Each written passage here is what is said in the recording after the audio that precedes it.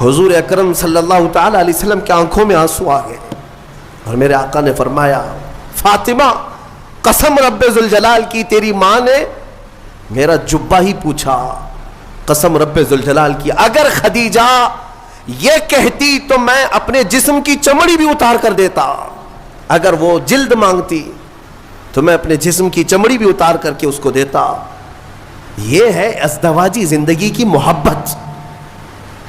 شوہر بھی جان مانگو تو جان دیں گے، مال مانگو تو مال دیں گے، یہ تو مجھ سے کبھی نہ ہوگا، نبی کو جاہو جلال ہے۔ مفتی سلمان اظہر عمل کریں گے تو آپ کی دنیا اور آخرت دونوں کامیاب ہو جائے۔ ویڈیو کو پوری دیکھیں، لائک اور سبسکرائب۔ علیکم ورحمۃ اللہ وبرکاتہ۔ آج کی شب میں قرآن عظیم کے 5.5 پارے مکمل ہو چکے۔ اللہ عز و جل بقیہ قرآن عظیم کو صحیح تجوید کے ساتھ پڑھنے اور آپ سب کو سننے کی توفیق عطا فرمائے۔ آج سورہ نساء کی ہم نے تلاوت کی ہے۔ نساء عربی میں عورتوں کو کہتے ہیں، اور آپ اس بات سے اندازہ لگائیں کہ پوری عورتوں کے نام کی ایک سورہ ہے، مردوں کے نام کی سورہ نہیں ہے۔ اور پھر ہم نے اخیر میں سورہ مائدہ بھی تلاوت کی ہے۔ مائدہ دسترخوان کو کہتے ہیں۔ ظاہر سی بات ہے سوروں کا جو نام ہے وہ اس میں موجود مضمون کے حساب سے ہی آتا ہے۔ الرجال قوامون علی النساء، اللہ تعالیٰ نے مردوں کو عورتوں پر حاکم بنایا۔ حاکم کا مطلب حکومت کرنے والا مراد نہیں، بلکہ کفالت کرنے والا، عورتوں کی نگرانی کرنے والا، یا عورتوں کو اپنی نگرانی میں رکھ کر پرورش کرنے والا۔ مرد کو اللہ نے یہ اتھارٹی دی۔ شریعت کے مطابق مردوں کو اللہ تبارک و تعالیٰ نے ہماری شریعت کے مطابق یہ اتھارٹی دی ہے۔ اب کچھ باتیں یہاں سے لے کر کے کچھ لوگ واویلا مچاتے ہیں کہ اسلام میں مردوں اور عورتوں کو برابر کے حقوق نہیں ہیں، عورتوں کو دیوار کے اندر بند کر دیا جاتا ہے، وہ کام کاج کرنے والی ہے، بس جھاڑو پوچھا کرتی رہ جائے زندگی میں، اور اس کا کوئی کام نہیں ہے۔ ان ظالموں کو کیا پتہ کہ عورتوں کا اسلام میں مقام کیا ہے۔ میں کہتا ہوں اسلام نے جو عورتوں کا مقام عطا کیا، ایک خاتون جنت سیدہ کائنات فاطمۃ الزہرا کے قدموں کے برابر لاکھوں مرد بھی نہیں ہو پائیں گے۔ ان کا جو مقام ہے، میرے عزیزو، اسلام نے جو حقوق عورتوں کو عطا کیے، میں چیلنج کے ساتھ کہتا ہوں پوری دنیا میں کسی بھی کمیونٹی نے وہ حقوق نہیں تھی، وہ حقوق نہیں دیے۔ تمہیں پتہ ہے ایک زمانہ تھا جب عورتوں کو 5 زنجیریں باندھ کر کے بازار میں لایا جاتا تھا۔ یونان جیسی پوش حکومت، اس زمانے میں سپر پاور کہلائی نہیں جانے والی یونان کی حکومت، عورتوں کو وہ 5 زنجیریں باندھتے تھے، 2 ہاتھوں میں، ایک گلے میں، 2 پیروں میں، اور 5 زنجیریں باندھ کر کے کبھی بازار لانا ہوتا تو عورت کو ساتھ میں لاتے، اس طرح سے کھلے چھوڑ کر کے نہیں۔ اسلام کی عظمتوں پر قربان جاؤ، اسلام نے ان زنجیروں کو کاٹ دیا اور انہی 5 زنجیروں کو عورت کا زیور بنا دیا۔ آج بھی عورتیں دونوں ہاتھ میں بنگڑیاں پہنتی ہیں، گلے میں نیکلس پہنتی ہیں، دونوں پیروں میں پائل پہنتی ہیں۔ یہ کیوں ہے؟ بعض لوگوں نے فرمایا یہ پرانے اودھی چیزوں کی علامات ہیں، لیکن پہلے زنجیریں تھیں، اب یہ زیور بن گئے۔ یہ اسلام کی دین ہے، اسلام کا دین ہے، اسلام کا صدقہ ہے۔ جو آج اپنے آپ کو ویل ایجوکیٹڈ کہتے ہیں یا ماڈرن کہتے ہیں، اسلام پر کیچڑ اچھالنے سے پہلے اپنے دامن میں اگر دیکھ لیتے، تم نے کتنی عورتوں کو جلا کر خاک کر دیا۔ ستی کی رسم جانتے ہیں؟ ستی کس کو کہتے تھے؟ ہمارے اسی دیش میں یہ رسم پائی جاتی تھی کہ اگر کسی عورت کا شوہر انتقال کر جائے تو عورت کو بھی شوہر کے ساتھ جلا دیا جاتا تھا، ختم، اس کو رہنے کا حق نہیں۔ بعد میں چل کر کے اس رسم کو تھوڑا سا کم کر دیا گیا اور کہا اب جلائیں گے نہیں، لیکن ودوا کو جنگل میں چھوڑائیں گے، اس کو معاشرے میں رہنے کا حق نہیں ہے، اس کو جنگل میں چھوڑائیں گے، آبادی سے باہر رکھیں گے، اس لیے کہ ودوا اگر آئے گی تو یہ اپشگن ہوگا۔ آج بھی ہے یہ ناٹک، آج بھی ہے۔ اگر کوئی بیوہ عورت مجمع میں آ جائے تو اس کو اپشگن سمجھتی ہیں، آج کے بھی کئی معاشرے موجود ہیں۔ لیکن اسلام پر انگلی اٹھانے والے پہلے پڑھو اسلام کو، میرے آقا صلی اللہ تعالیٰ علیہ وسلم نے 10 شادیاں فرمائی، جس میں سے 9 عورتیں ایسی ہیں جو سب کی سب بیوہ تھی. بیوہ کو میرے آقا صلی اللہ تعالیٰ علیہ وسلم نے نکاح کے ذریعے سے اپنا کر کے دنیا کو یہ بتایا کہ بیوہ اپشگن نہیں ہوتی، بلکہ اگر تم نے اس کو اپنا لیا تو اس کی بدولت اللہ تمہاری دعائیں قبول کرتا. بیوہ کو اس طرح سے نکال کر کے باہر کر دینا، یہ سب مجھے حیرت ہوتی ہے. آج وہ لوگ ہمیں عورتوں کے حقوق سکھانے آئے ہیں جو کتنی تو عورتوں کو جلا دیے، کئی عورتوں کو بے یار و مددگار چھوڑ دیا، زندگی پر ان کے لیے شادی کرنا حرام کر دیا. ایک بار شوہر مر گیا تو دوسری بار شادی نہیں کرنا. وہ لوگ ہمیں عورتوں کے حقوق سکھا رہے ہیں. عورتوں کے حقوق الحمدللہ میرے مصطفیٰ نے بتائے ہیں. ہاں، کل بھی میں نے بتایا تھا اگر گھر میں بیٹی پیدا ہو تو رسول پاک صلی اللہ علیہ وسلم نے اسے جنت کی بشارت عطا کی. اور پھر اتنا ہی نہیں، اسی خاتون کو ہی تو دیکھیں، اللہ کے حبیب صلی اللہ علیہ وسلم نے بڑی ہو گئی، اگر اس کے بچے ہو گئے تو بچوں کو کہا گیا تیری ماں کے قدموں کے نیچے تیری جنت ہے. الجنت تحت اقدام الامہات، ماؤں کے قدموں کے نیچے جنت بنا دیا. کون ہے اس قدر بلند مقام عورتوں کو؟ کس نے دیا؟ اسلام نے دیا. عورتوں کے حقوق کے سلسلے میں جو واویلا مچاتے ہیں، ایکویلٹی نہیں ہے اسلام میں، برابری نہیں ہے. برابری کا مطلب وہ لوگ یہ سمجھتے ہیں کہ عورت کو کھلے عام آزاد چھوڑ دینا چاہیے، اس پر کوئی پابندی نہیں ہونی چاہیے. باہر نکال کر کے لاؤ، کپڑے اتار کر کے لاؤ، اس کے چھوٹے کپڑوں پر کچھ بھی بات مت کرو.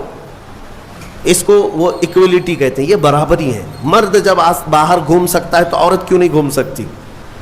ان کا مطلب یہ ہے کہ مرد اگر ایک سے زیادہ عورت سے شادی کر سکتا ہے تو عورت کیوں نہیں کر سکتی؟ یہ بھونڈے اعتراضات ان کے لیے، یہ بے سر و پیر کے اعتراضات، سوالات ہوتے ہیں. میں ان کو ایک اچھا مشورہ دیتا ہوں، عورتوں سے برابری کرنا ہے. ظاہر سی بات ہے، برابری ہر چیز میں ہونی چاہیے، ہر چیز میں ہونی چاہیے. عورتوں کے ساتھ برابری کرنے میں شادی کر لو، 1 سال بچہ وہ جنے گی، دوسرے سال تم بچہ جنو.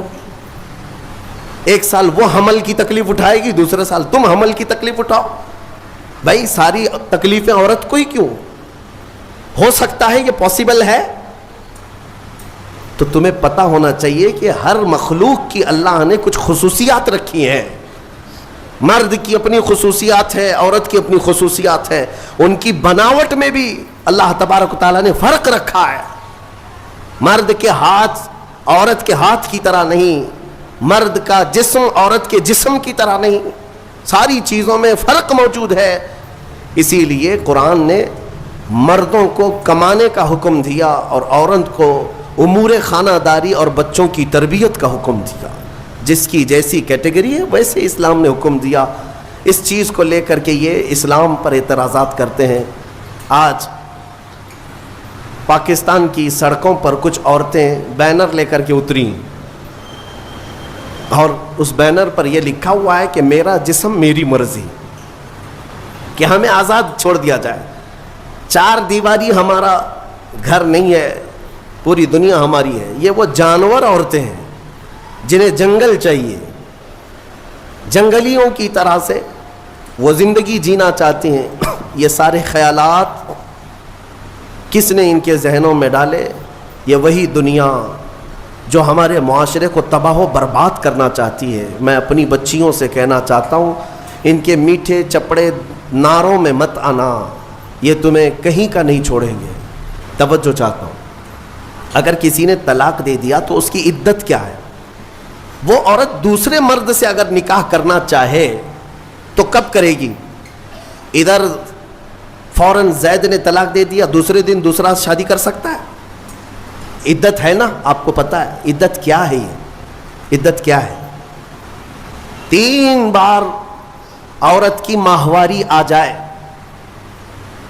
طلاق کے بعد 3 بار عورت کا حیض آ کر ختم ہو چکا ہو، 3 بار حیض آیا اور 3 بار وہ پاک ہوئی، تب اس کی عدت ختم ہو گئی. اب وہ چاہے تو کسی اور سے نکاح کر سکتی. یہ طریقہ ہے شریعت اسلامیہ میں. یہ کیوں رکھا گیا؟ ایک دانشور ہے، بڑا پڑھا لکھا آدمی ہے، لیکن اسلام سے اس کا تعلق تو نہیں، مسلمان نہیں ہے. اس نے کہا مجھے اس بات پر بہت حیرت ہوئی جب میں نے یہ دیکھا عدت کا کیا مسئلہ ہے اس میں، کیوں رکھا گیا؟ تو اس نے کہا کہ سائنس کے اعتبار سے میں نے پوری جانچ پڑتال کر کے دیکھ لیا کہ اگر عورت پہلے والے شوہر کے ساتھ کچھ راتیں بھی گزاری ہو، کچھ راتیں گزاری اور اس کے بعد پہلے شوہر نے طلاق دے دیا، تو پہلے شوہر کا نطفہ اگر عورت کے جسم کے اندر موجود ہے تو وہ کب تک باقی رہتا ہے؟ تو سائنس کہتی ہے 3 بار عورت کو اگر ماہواری آ گئی تو پہلے والا سارا نطفہ پاک ہو چکا ہوتا ہے، پہلے والے کا کچھ بھی ذرہ بھی باقی نہیں رہتا، اب وہ پوری مکمل کلین ہے، تب جا کر کے وہ دوسرے شوہر کے لیے تیار ہے، دوسرا نکاح کر سکتی ہے۔ میرے عزیزوں، یہ میں نہیں کہتا، غیروں نے جو پڑھا ہے وہ کہتے ہیں کہ اسلام نے یہ عدت کا جو نظام رکھا ہے وہ صرف اس لیے کہ آنے والا بچہ اس کے نسب میں کوئی اختلاط نہ ہونے پائے، نسب میں کوئی اختلاط نہ ہونے پائے، عورتوں کی بھی حفاظت اور بچوں کی بھی حفاظت۔ الحمدللہ مجھے فخر ہے اس بات پر کہ دین اسلام نے یہ پاکیزہ نظام رکھا ہے، پاکیزہ نظام۔ آپ کو پتہ ہے آج دنیا یہ سارا نظام درہم برہم کرنا چاہتی ہے۔ میں 2 سال قبل شاید یا 3 سال قبل کی بات ہے، شب قدر میں نے اس کو عرض کیا تھا، پورا نظام جو یہ معاشرتی جو نظام ہے، ازدواجی جو نظام ہے، اس کو مار ڈالا ہے یورپ کے کئی کلچرز نے۔ کیا کیا جانتے؟ مردوں کو خود اپنے ہاتھوں سے تسکین حاصل کرنے کے طریقے سکھا دیے کہ عورت کی ضرورت ہی نہ پیش آئے، اپنے ہاتھوں سے شہوت کو پورا کر لو، خواہشات پوری کر لو۔ اس کے لیے انہوں نے کھلونے بنائے، آلے بنائے، ساری چیزیں بنائی تاکہ شادی کا نظام ہی نہ رہے۔ عورتوں کو بھی اسی طرح سے تباہ و برباد کر دیا کہ عورتیں بھی اس نظام میں نہ آئیں، وہ اپنی جسمانی خواہش پوری کرنے کے لیے وہ پلاسٹک کا بھی سہارا لے لیں، کسی بھی دوسری چیزوں کا سہارا لے لیں۔ میں نے جب یہ پڑھا کہ باہر کئی جگہ پر مارکیٹ میں باضابطہ سلیکون کی پوری عورتیں ملتی ہیں، پورا کا پورا مرد ملتا ہے، سلیکون ایک ربر ٹائپ کا، اس کا پورا خوبصورت مرد بھی بنایا جاتا ہے، خوبصورت عورت بھی بنائی جاتی ہے، تاکہ جسے اپنی جسمانی خواہش پوری کرنا ہو تو ان کھلونوں کے ساتھ پورا کر لے اور اپنے آپ کو تباہ و برباد کر لے۔ ہوگا کیا اس سے؟ یہ نظام ختم کرنا ہے ان کو کہ ازدواجی نظام ہی نہ رہے، نہ بچے ہوں، نہ صالح معاشرہ ہو، نظام ختم کرے۔ بہت لوگ اس میں تباہ و برباد ہو چکے، یہ سلیکون کی گڑیا اور گڈے بنائے گئے، ان کی زندگیوں میں داخل کیے گئے۔ یہ ہٹ گیا تو پھر ان لوگوں نے کئی ملکوں میں LGBT کمیونٹی کو متعارف کرایا۔ یہ کیا ہے؟ LGBT کمیونٹی ایک معاشرہ ہے، یہ پوری دنیا میں کام کر رہے ہیں، 50 لاکھ سے زیادہ کے ممبر ان کے ہندوستان میں، ہر کنٹری میں ان کو سہولیات دی جا رہی ہیں۔ یہ کون لوگ ہیں؟ یہ وہ لوگ ہیں کہ مرد مرد سے اور عورت عورت سے اپنی خواہشات پوری کرے۔ ہومو سیکسولیٹی، گےازم، لیزبین، ٹرانسجنڈر، یہ ایک پوری کمیونٹی بنی ہے کہ شادی کا نظام ہی نہ رہے، مرد مردوں سے اپنی خواہشات پوری کر لے، عورت عورتوں سے اپنی خواہشات پوری کر لے۔ یہ قوم لوط کی بلا، جس کے متعلق قرآن نے کہا اس گناہ میں جو مبتلا ہیں وہ دردناک عذاب میں گرفتار ہوں گے۔ 3 جگہ ان کا ذکر آیا ہے۔ حضرت لوط علیہ السلام کی قوم اس گناہ میں مبتلا تھی۔ اللہ تعالیٰ نے فرمایا ان کی زمین کو اٹھا کر اللہ نے پلٹ دیا، لیکن اس سے پہلے کیا کیا؟ وَأَمْطَرْنَا عَلَيْهِمْ حِجَارَةً مِّن سِجِّيلٍ، نوکیلے پتھروں کی بارش کی گئی تھی ان پر، ان کے جیسی سروں پر وہ پتھر پڑتے تھے تو بھیجا نکل جاتا تھا، قوم لوط۔ اور اس کے بعد زمین کو اٹھا کر فَجَعَلْنَا عَالِيَهَا سَافِلَهَا، اللہ فرماتا ہے بلند کیا گیا اور پھر گرا دیا گیا۔ قوم لوط پر جو عذاب آیا اس کو قوم سدوم بھی کہتے ہیں۔ جارڈن میں کبھی آپ کو جانا ہو تو یہ وہی علاقہ ہے جہاں حضرت لوط علیہ السلام کا قیام تھا. میں نے خود سفر کیا, تقریباً 150 سے 200 کلومیٹر تک گاڑی چلتی رہے تو صرف اور صرف کالے کالے پتھر ہی ہیں, عجیب قسم کے پتھر ہیں, دیکھو تو ڈر لگے. آج بھی نہ کوئی آبادی ہے, نہ کوئی گھر ہے, نہ کوئی درخت ہے, کچھ نہیں, بہت دور تک صرف کالے کالے پتھر پڑے ہوئے ہیں.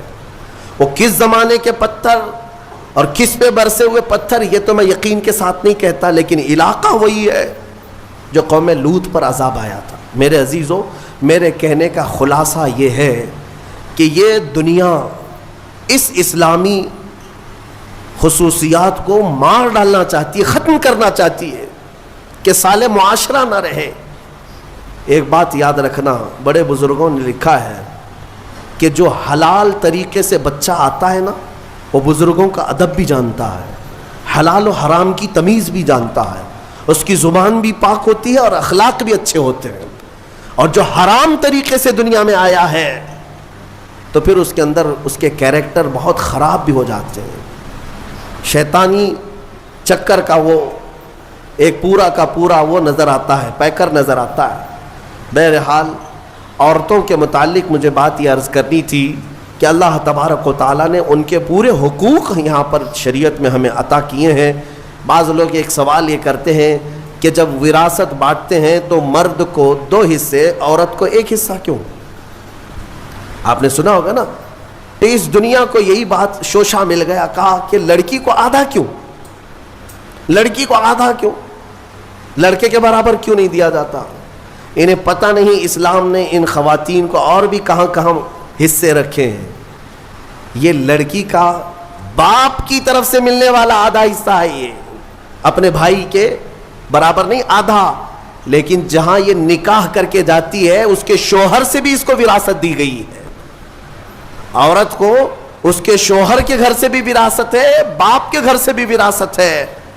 یہ دنیا کہتی ہے کہ ہم نے عورتوں کے حقوق مارے ہیں. تم وراثت کے احکام پڑھے کہاں ہو, معلوم کہاں ہے؟ عورتوں کو مکمل پورے تحفظات کے ساتھ شریعت نے حقوق عطا کیے. بہرحال اللہ تبارک و تعالی ہمیں سمجھ عطا فرما ہے. یہ سورہ نساء کے متعلق جو باتیں تھی وہ عرض کیا. ایک بات میں آپ کو بتا دوں, قرآن پاک نے فرمایا وَإِنْ خِفْتُمْ شِقَاقَ بَيْنِهِمَا. اکثر ایسا ہوتا ہے کہ شوہر بیوی میں جھگڑے ہوتے ہیں, اور ان جھگڑوں کا ذکر قرآن میں جب آیا ہے کہ اگر تمہیں خوف لگتا ہے کہ دونوں میں نہیں نبھ پائے گا, دونوں جم نہیں رہی ہے, شوہر کی بیوی کے ساتھ, بیوی کی شوہر کے ساتھ, کئی زندگیاں ایسی ہیں روز لڑائیاں, روز جھگڑے, یا پھر آگے نہیں چلنے جیسی صورت بنتی ہے, تو کیا کرے؟ اللہ فرماتا ہے فَبْعَثُوا حَكَمًا مِّنْ أَهْلِهِ وَحَكَمًا مِّنْ أَهْلِهَا. اللہ تعالیٰ نے فرمایا عورت کی طرف سے ایک سمجھ بوجھ رکھنے والا آدمی آئے اور مرد کی طرف سے بھی ایک سمجھ بوجھ رکھنے والا آدمی آئے. ان یریدا اصلاحا یوفق اللہ بینہما. اگر دونوں خاندانوں سے ایک ایک آدمی بیٹھ گیا اور ان دونوں کی نیت اصلاح کی ہے تو رب فرماتا ہے اللہ ان کے دلوں میں محبت پیدا کرے گا. ہاں, یہاں تو لڑکی کی اماں پہلے سے بیٹھی ہوئے نہیں, طلاق ہی چاہیے میری بیٹی کو, واپس بھیجو گھر. اصلاح کی نیت کا ہے. شوہر اور بیوی دونوں کو قرآن نے کہا ہن لباس لکم وانتم لباس لہن. عورتیں تمہارے لیے لباس ہے اور تم عورتوں کا لباس. لباس سمجھتے ہیں نا کیوں پہنا جاتا ہے؟ لباس بدن چھپانے کے لیے پہنتے ہیں, ٹھنڈی گرمی سے بچنے کے لیے پہنتے ہیں. تو تم عورتوں کا لباس ہو, اس کا مطلب یہ ہے کہ عورتوں کے عیبوں کو تم چھپاؤ گے اور تمہارے عیبوں کو عورتیں چھپائیں گی. ایک دوسرے کے عیب کو باہر نہیں نکالے. اور اسی طرح عورتوں کی تکلیف آئے تو تم سہارا بن کر کھڑے ہو جاؤ, اور مرد کی تکلیف آئے تو عورت سہارا بن کر کھڑی ہو جائے. ماں خدیجۃ الکبریٰ رضی اللہ تعالی عنہا کی زندگی کو دیکھیں. حضور پاک صلی اللہ تعالی علیہ وسلم سے جو وفا تھی, محبت تھی. اللہ, حضور غار ہرا سے جب اترتے, دوپہر کا وقت ہو, غار ہرا 3000 فٹ اونچا پہاڑ ہے. حضرت خدیجہ اپنے گھر سے باہر آنگن میں کھڑی ہوتی تھی. گزرنے والے کہتے خدیجہ, حضور پاک صلی اللہ تعالی علیہ وسلم تیرے شوہر آ رہے ہیں, ابھی وقت لگے گا, جب تک تو چھاؤں میں بیٹھ جا. حضرت خدیجہ کہتی ہے میرا دل گوارا نہیں کرتا میرے سرتاج دھوپ میں اتر رہے اور میں چھاؤں میں بیٹھی رہوں. جتنی دیر میرے رفیق حیات صلی اللہ علیہ وسلم دھوپ میں اتر رہے ہوں اتنی دیر میں بھی تو دھوپ میں کھڑی رہوں. حصے داری اس کو کہتے ہیں, پارٹنرشپ یہ ہوتی ہے, شریک حیات اس کو کہتے ہیں, لائف پارٹنر یہ ہے. حضرت خدیجہ کا جب انتقال ہوا میرے آقا کو اتنا غم ہوا, اتنا غم. پورے سال کا نام رسول پاک نے عام الحزن رکھا. یہ غم کا سال ہے جس سال ام المومنین کا انتقال ہوا. اور وہ عجیب لمحہ تھا جب سیدہ کائنات فاطمۃ الزہرا سلام اللہ علیہا حضور کی بارگاہ میں تھیں. چھوٹی عمر تھی جب حضرت خدیجہ کا انتقال ہوا. حضرت فاطمہ بہت چھوٹی تھی. حضور پاک صلی اللہ علیہ وسلم نے بلایا, حضرت فاطمہ سے محبت کیا اور کہا, فاطمہ تیری ماں کے انتقال سے پہلے تیری ماں نے کچھ کہا تھا, کوئی خاص بات جو مجھے نہ کہی؟ حضرت فاطمہ کہتی, ہاں ابا جان, اماں نے انتقال سے ایک دن پہلے مجھ سے کہا تھا, فاطمہ اگر میں مر جاؤں, اگر میرا انتقال ہو جائے تو میرے کفن کے ساتھ تو اپنے بابا جان کا جبہ بھی رکھ دینا. اپنے بابا جان کا جبہ میرے کفن کے ساتھ رکھ دینا, میری قبر میں رکھ دینا. حضرت فاطمہ روتے ہوئے کہتی ہیں, یا رسول اللہ, اماں کی ایک خواہش تھی. حضور اکرم صلی اللہ تعالی علیہ وسلم کی آنکھوں میں آنسو آ گئے اور میرے آقا نے فرمایا, فاطمہ قسم رب ذوالجلال کی تیری ماں نے میرا جبہ ہی پوچھا. قسم رب ذوالجلال کی اگر خدیجہ یہ کہتی تو میں اپنے جسم کی چمڑی بھی اتار کر دیتا. اگر وہ جلد مانگتی تو میں اپنے جسم کی چمڑی بھی اتار کر کے اس کو دیتا. یہ ہے ازدواجی زندگی کی محبت.